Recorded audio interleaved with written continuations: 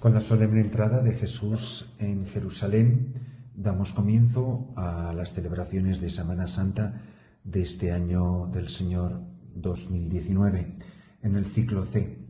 Y a mí me llama particularmente la atención, sobre todo escuchando, como todo el mundo, sobrecogido las lecturas de la palabra de Dios de esta liturgia tan especial de Domingo de Ramos, las palabras sobre todo del Salmo.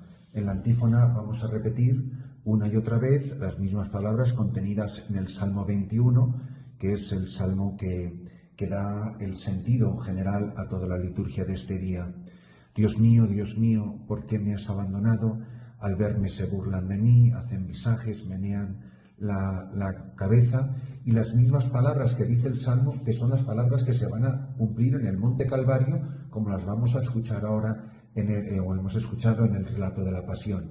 Acudió al Señor que lo ponga a salvo, que lo libre si tanto lo quiere. Si eres el Hijo de Dios, bájate de la cruz. Hemos escuchado estas lecturas, hemos escuchado la narración de la Pasión del Señor, y es que esto estaba ya escrito a fuego en los Salmos, que por supuesto Jesús va a recitar en la cruz. Me acorrala una jauría de mastines, me cerca una banda de malhechores y me taladran las manos y los pies, puedo contar mis huesos, se reparten mi ropa, echan a suerte mi túnica. Parece que el autor del Salmo estaba en el Calvario junto a María y junto al discípulo que tanto amaba el Señor.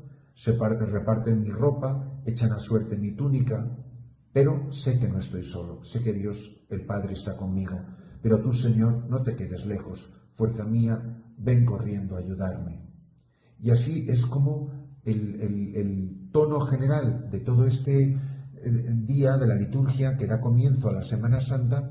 A mí lo que me trae a la mente esta liturgia en este año del Domingo de Ramos es la poesía de San Juan de la Cruz del Pastorcico, porque más allá del sufrimiento de los latigazos, que debió de ser algo sobrecogedor, la corona de espinas, que le arranquen la túnica después de estar reseca de sangre y de sudor y de las heridas y de las llagas, los latigazos, la noche sin dormir, sediento, jadeando, más allá de todo sufrimiento físico, tal como nos va a relatar San Pablo en la segunda lectura que hemos proclamado, y además que repetimos en tantas ocasiones en el Cántico de Filipenses, como Jesucristo se despoja de su condición divina, no hizo alarde de su categoría de Dios, tomó la condición de siervo y se entrega a la muerte. Verdaderamente el Hijo de Dios va a morir en la cruz, muere por nosotros, muere amando al Padre, muere glorificando al Padre, muere amando a los hombres, muere amando a sus ejecutores, muere amando a los asesinos, muere amando a cada uno de todos, no a la masa de la humanidad en general, sino a cada uno de todos. Y la poesía del Pastorcico de San Juan de la Cruz lo recoge de una manera tan maravillosa.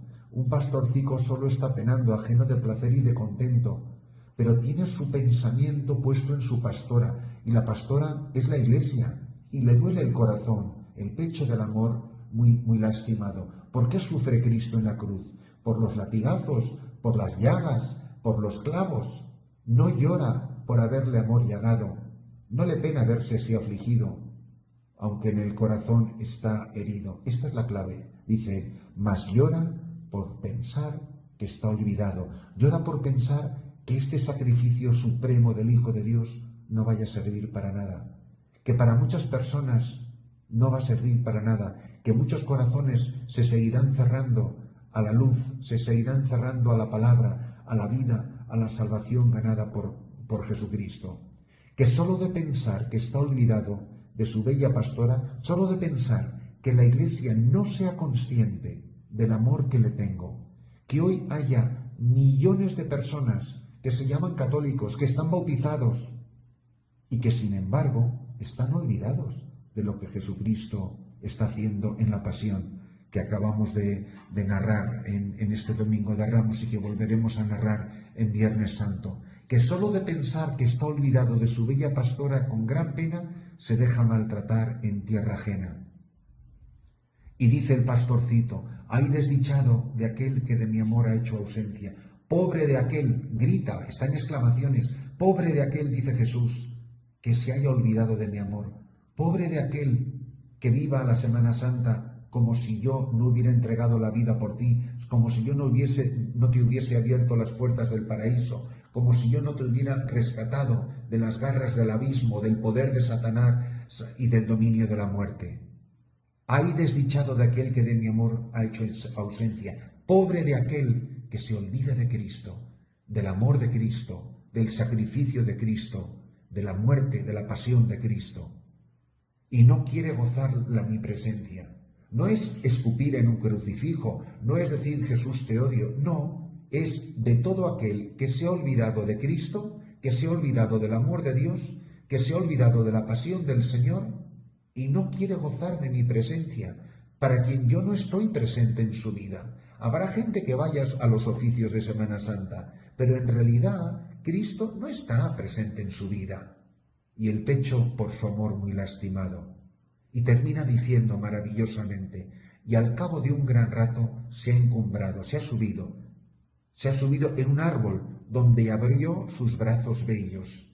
Cristo, extendiendo los brazos en la cruz, Él se ha encaramado, ha trepado el árbol de la cruz, y muerto se ha quedado asido de ellos, el pecho por su amor muy lastimado. ¿Por qué se ha subido el pastor al árbol de la cruz? Porque quiere encontrar a la oveja perdida, y la oveja perdida somos tú y yo, que es por quien está entregando la vida el Hijo de Dios en la cruz, como lo hemos escuchado en este relato de la Pasión. La liturgia de Domingo de Ramos comienza con esta palabra, Hosana, y la liturgia de Domingo de Ramos termina con la palabra crucifícale.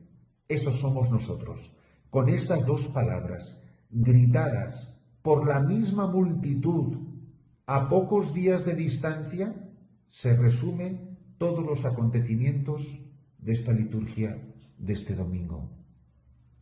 El pueblo le aclama, lo tenemos aquí en el texto, bendito el que viene, está arrebatada de entusiasmo la gente de Jerusalén, con sus palmas, con sus ramos, y hacen el alboroto, y Jesús entra, pero es una entrada de Jesús que es patética. ¿Os imagináis a Julio César? ¿Os imagináis a Napoleón? ¿Os imagináis a César Augusto? ¿Os imagináis a un gran rey o un gran emperador entrando victorioso en una ciudad subido en un burrito? Pues es casi humillante, es casi vergonzoso. Ese es mi Señor y mi Dios. Ese es el que va a dar la vida por mí. Ese es por el que yo lo he jugado todo. Ese Señor subido en un burrito hace 2000 años es el que ha hecho posible que yo sea misionero aquí en Etiopía. Pero si es una cosa casi grotesca. Pero con la palabra crucifícala, que lo gritan, y lo gritan la turba enardecida delante de Poncio Pilato, crucifícale, crucifícale. Esa misma multitud, la de Hosana al hijo de David, son los que le están reclamando a Poncio Pilato, al gobernador romano, que lo condenen a muerte. ¿Y qué hace Jesús? Silencio. En el pretorio, silencio. Frente a la acusación injusta, frente a la humillación no merecida.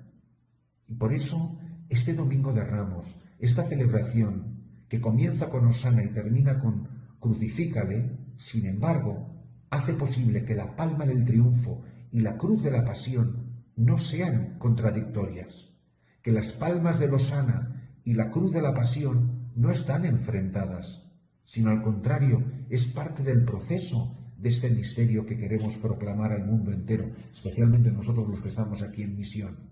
Jesús que se entrega voluntariamente a la pasión, al sufrimiento, y que sin embargo es el Señor y está actuando como Señor y domina los acontecimientos y enfrenta libremente la muerte en la cruz, y en esa muerte en cruz está triunfando y es victorioso.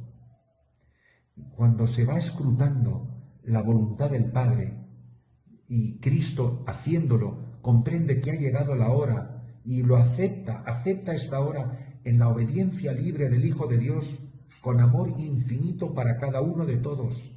Son las palabras del evangelista San Juan, si recordáis, sabiendo que había llegado su hora de pasar de este mundo al Padre, habiendo amado a los suyos que estaban en el mundo, los amó hasta el extremo. Hoy contemplamos a Jesús que llega al final de su vida, pero se presenta como Mesías.